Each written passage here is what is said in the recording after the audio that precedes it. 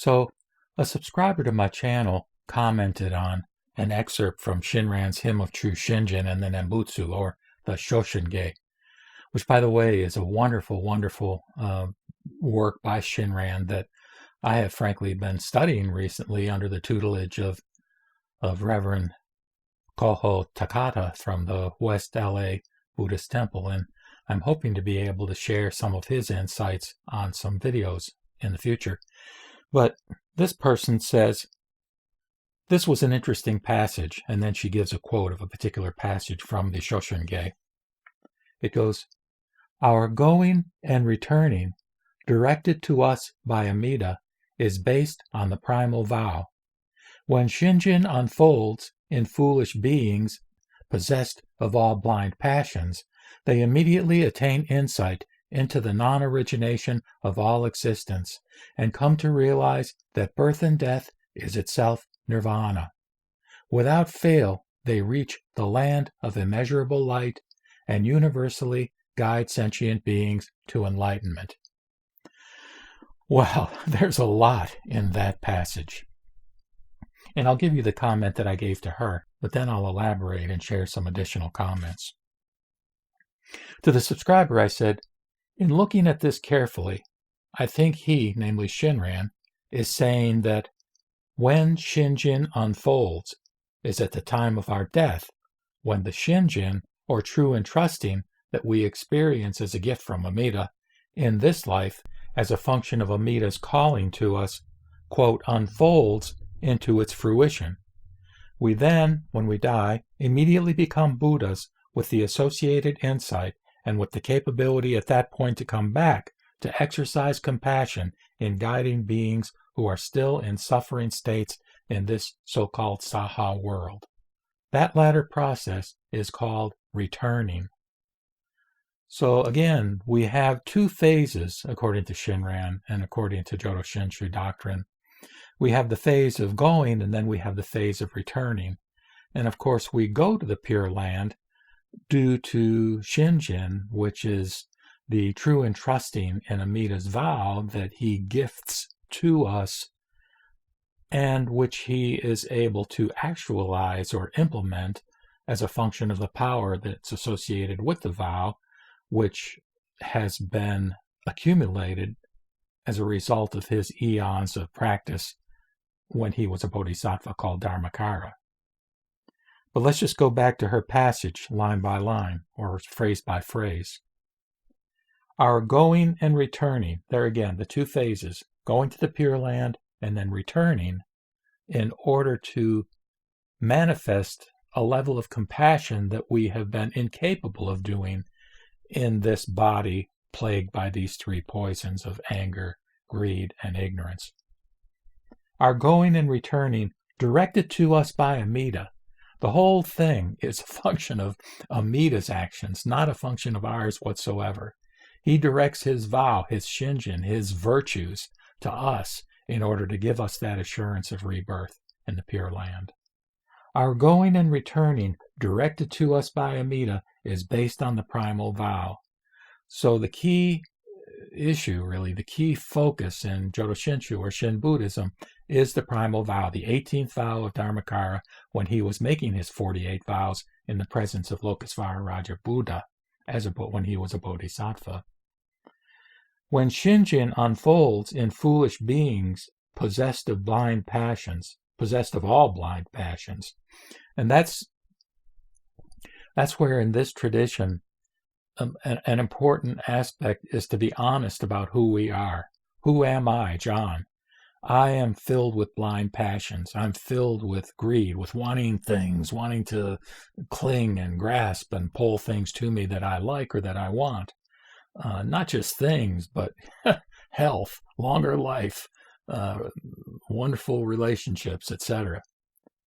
And also anger or aversion, a desire to push away things that I don't like. And then ignorance being, well, in terms of ignorance, it's the flip side of wisdom. And let's see what happens when we go to the Pure Land in terms of the nature of the wisdom that we, quote, attain or receive. They, namely us foolish beings, immediately when we are reborn in the Pure Land, immediately. This is immediate. This is not gradual. That we immediately attain insight into the non-origination of all existence. And this phrase I have identified in reviewing a number of the Mahayana sutras as the key sort of descriptor of the nature of enlightenment. Insight into the non-origination of all existence. I've seen it also called the patient acceptance of all things as unborn. And I actually did a video giving different sort of phrases that express this same notion, which again you see laced throughout the Mahayana sutras. But this in some ways is a key descriptor of the nature of the insight that is attained by a person who becomes enlightened, fully enlightened. And then again, at that point, when we're reborn in the Pure Land and we immediately attain this insight, we come to realize that birth and death is itself nirvana. So we attain a constant opportunity, if you will, to experience directly, not as an intellectual exercise, a kind of non-dual consciousness, which in this body and with this mind, with this intellect, it's impossible to do on any kind of a basis beyond sort of a glimpse. Perhaps some people can get in the context of meditation type activities. But this non-duality is a more fundamental sort of reality that is beyond the scope of 99.99% of human beings, and even people who experience it, again, typically can only experience it for brief amounts of time. But when we are in the phase of going, when we go to the Pure Land, we will be able to experience that on a constant basis. We will come to realize that birth and death, the world of samsara, the world of suffering, is itself nirvana, which, for more on that, I would certainly point you to the Heart Sutra, which in the most succinct form talks about the fact that form is the same as void, and void is the same as form, which I think is another way of saying nirvana and samsara are not different. Without fail, they, meaning us, reach the land of immeasurable light. Amita's light is immeasurable. Amita's light is described in many, many ways. Unhindered is a great kind of descriptor that actually Shinran used in some of his scrolls. Without fail, they reach the land of immeasurable light and universally guide sentient beings to enlightenment. So then, when we're reborn in the Pure Land and immediately have these insights and attainments associated with Buddhahood, then we have the opportunity to have the phase of returning, of coming back into this world in various forms in order to help those who are still suffering and lacking in insight into these profound truths. So again, in looking at this carefully, what I'm saying to this subscriber is that Shinran is saying that when Shinjin unfolds, not when we receive Shinjin, but when it unfolds. And when does it unfold? It unfolds at the time of our death, when we're reborn in the Pure Land. So this is at the time of our death, when the Shinjin, or true and trusting, that we experience in this life, it unfolds into its fruition. Now, what are the benefits in this life? And Reverend Koi Umezu, from the West LA Buddhist Temple, talked about this in a reflection session this last Sunday, when she said, if I can recall it, that the benefits we receive are joy, okay, because now our future birth is assured. Our karma, if you will, is nullified as a function of Dharmakara and Amida Buddha's great power and the power of the vow, so that instead of going through cycles and cycles of birth and rebirth and suffering, we have assurance, and this is the other thing that's given to us, assurance of our rebirth in the Pure Land when we die.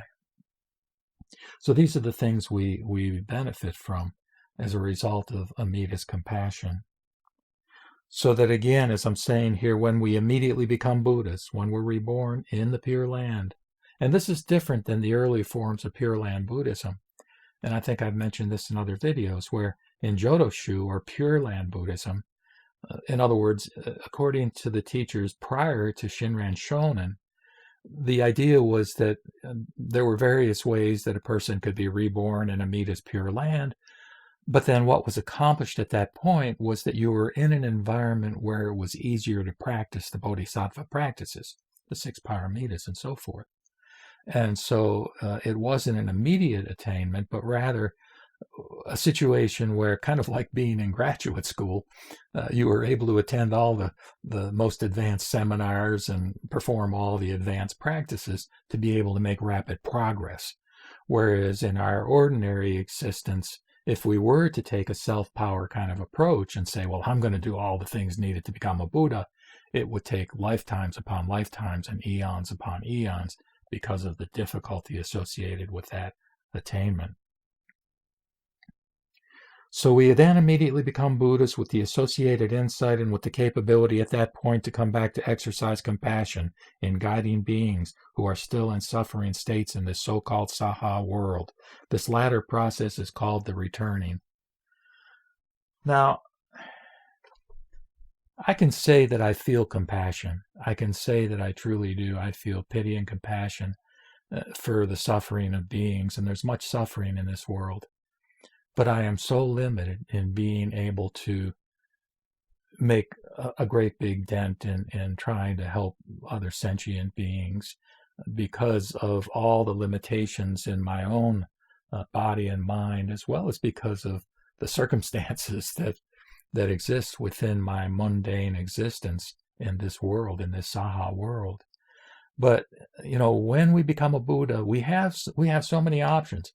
A Buddha or an advanced bodhisattva can manifest themselves in many forms. We see Kuan Yin or Avalokiteshvara, for example.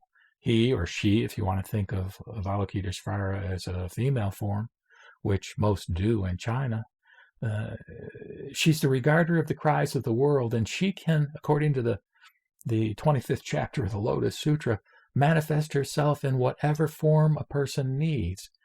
So the flip side of that is interesting in that as we muddle through and as we try to make heads or tails out of this crazy world and out of our lives with all the challenges and struggles that each of us has, we may be encountering Kuan Yin, we may be encountering the influence of the bodhisattvas in forms that don't necessarily have a name tag that says, I am Kuan Yin or I am Samantabhadra. So that's something to think about, and that we get the assurance through Amita's vow of our ultimate destiny in the Pure Land. But in the meantime, we have a life to live, and we're doing our best to muddle through. But it's not like we don't have some assistance by forces that are spiritual level and some very concrete level that we may not recognize as being returning bodhisattvas trying to help us get through this life. And to them, I say, thank you. And since they are all emanations of Amida Buddha, I say, Namo Amida Butsu. Namo Amida Butsu. Namo Amida Butsu.